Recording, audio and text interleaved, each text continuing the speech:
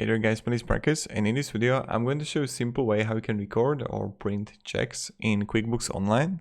So there are actually two ways how we can do it. The first way, when I'm going to click New, and I'm going to click Check, and let's wait.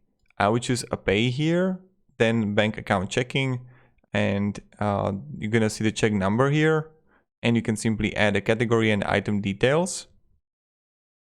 And now when you have a check number, you can simply print it later. Or what you can do is go to bottom, and next to the order checks, you're gonna see print check. So click on it. So that's what you can do. This is the first way how you can do it. The second way how you can do it is just click new here. And the last thing, you're gonna see print checks. Click on it. And voila, here you got it. First, select a check type and print sample. So you can have it as a standard or voucher, and then load blank paper in your printer, view preview and print sample. Okay. And then, yes, I'm finished with the setup. And this is pretty much it how you do it.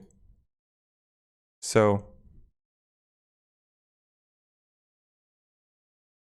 new and print checks, and then you would see the checks that you need to print based on the checks that you actually created before.